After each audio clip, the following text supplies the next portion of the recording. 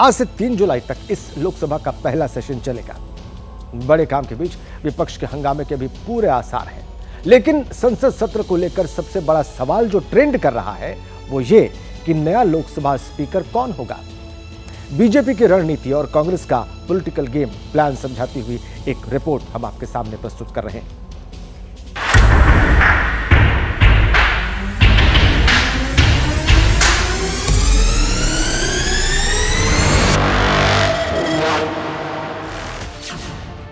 क्या ओम बिरला को फिर से बनाया जाएगा लोकसभा स्पीकर या प्रोटेम स्पीकर भर्तृहरि मेहताब का ही नाम आगे बढ़ाएगी बीजेपी? क्या आंध्र प्रदेश बीजेपी प्रेसिडेंट दग्गुबती पुरंदेश्वरी को मिलेगी स्पीकर की पोस्ट या इस कुर्सी पर बैठेंगे राधा मोहन सिंह? नाम कई हैं, सस्पेंस भी पीक पर है। कांग्रेस लोकसभा के डिप्टी स्पीकर पद पर अपना सांसद चाहती है। पेपर लीक के मुद्दे पर मोदी सरकार को घेरने की रणनीति भी बन चुकी है, लेकिन इसके बावजूद सबकी नजर टिकी है 26 जून पर। मैं नरेंद्र दामोदर दास मोदी ईश्वर की शपथ लेता हूं कि मैं विधि द्वारा स्थापित भारत के संविधान के प्रति सच्ची श्रद्धा और निष्ठा रखूंगा। देश की नई संसद नई सरकार के नए सत्र के लिए तैयार है। कल 18वीं लोकसभा का पहला सत्र है। शुरुआत के 2 दिन 24 और 25 जून तो नए सांसदों को शपथ दिलाने में चले जाएंगे और फिर आएगी वो तारीख जब देश को पता चलेगा लोकसभा स्पीकर का नाम। सवाल है कि आखिर लोकसभा स्पीकर की पोस्ट कितनी पावरफुल होती है। बीजेपी हर हाल में इस कुर्सी पर अपना सांसद क्यों बैठाना चाहती है? कांग्रेस को स्पीकर पद के लिए टीडीपी क्यों पसंद आ रही है? इन सारे सवालों का जवाब आज हम तलाशेंगे।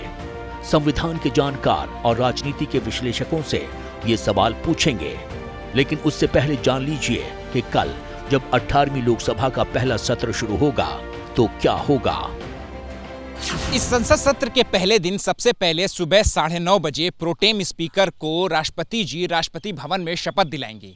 उसके बाद सत्र की शुरुआत में प्रोटेम स्पीकर नवनिर्वाचित सांसदों को शपथ दिलाएंगे। सबसे पहले प्रधानमंत्री शपथ लेते हैं, फिर उसके बाद पद के वरिष्ठता क्रम में कैबिनेट मंत्री शपथ लेंगे और फिर बाकी के सांसद अपने अपने वरिष्ठता क्रम में शपथ लेंगे। रिपोर्ट में आगे बढ़ने से पहले ये जानना जरूरी है कि प्रोटेम स्पीकर को लेकर आखिर बीजेपी को प्रेस कॉन्फ्रेंस क्यों करनी पड़ी।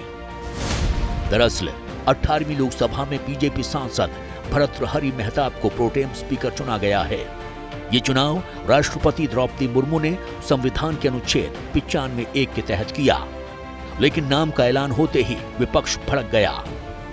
विपक्ष की दलील है कि कटक से चुनकर आए भर्तृहरि मेहताब सिर्फ 7 बार के लोकसभा सांसद हैं, जबकि केरल की मवेलीकारा सीट से चुनकर आए के सुरेश 8वीं बार सांसद बने हैं। इसलिए वरिष्ठता के आधार पर उन्हें प्रोटेम स्पीकर बनाया जाना चाहिए। कांग्रेस ने भर्तृहरि मेहताब को प्रोटेम स्पीकर बनाए जाने पर परंपरा तोड़ने का आरोप लगाया, तो बीजेपी ने कुछ फैक्ट्स के साथ पलटवार किया। As far as Mr. K. Suresh is concerned, he has only served 8 non-consecutive terms। एक साथ मिलाकर के 8 टर्म नहीं बनता है। कहीं भी यहाँ पर परंपरा टूट नहीं रही है। 2004 में कांग्रेस पार्टी ने किस प्रकार से इस परंपरा को तोड़ा था। किरण रिजिजू साहब जो हमारे पार्लियामेंट्री अफेयर्स मिनिस्टर हैं, उनको नीचा दिखाने के लिए जिस प्रकार का ये प्रयत्न किया जा रहा है, कुलछित प्रयत्न कांग्रेस पार्टी द्वारा, the 18th Lok Sabha is not going to pardon the Congress party. Protem speaker पर कांग्रेस और बीजेपी की भ्रंत बता रही है कि इस सत्र में हंगामा और विरोध खूब हो सकता है। और अभी तो कांग्रेस इंतजार कर रही है कि 26 जून को लोकसभा स्पीकर के लिए बीजेपी कौन सा नाम आगे बढ़ाती है। माना जा रहा है कि मीटिंग और मंथन के बाद बीजेपी ने वो नाम तय कर लिया है। बेशक नरेंद्र मोदी का बतौर पीएम ये तीसरा टर्म है, लेकिन पहली बार बीजेपी अपने दम पर बहुमत से दूर है। कांग्रेस और विपक्षी दलों को लग रहा है चंद्रबाबू नायडू की टीडीपी स्पीकर पद के लिए बीजेपी पर दबाव डाल सकती है। लेकिन जिस तरह से नरेंद्र मोदी की तीसरी पारी में कैबिनेट का बंटवारा हुआ है, उससे तो यही लगता है कि सीटें भले ही कम हैं, लेकिन मोदी में वही दम है।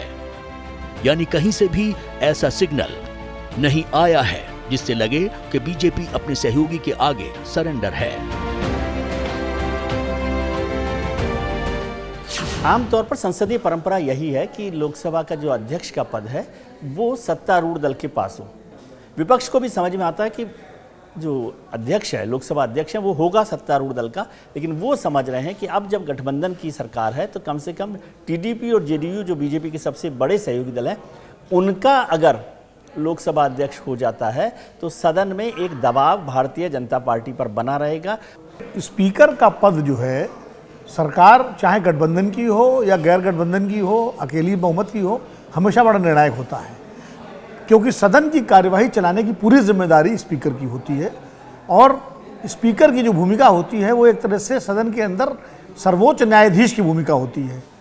सदन के नियमों के अनुसार सदन चले, सत्ता पक्ष विपक्ष को बराबर का मौका मिले और विपक्ष को सवाल उठाने का मौका मिले, और सरकार जब उन सवालों पर जवाब दे तो विपक्ष उनको सुने। ये सारी व्यवस्थाएं जो है करने की जिम्मेदारी स्पीकर की होती है।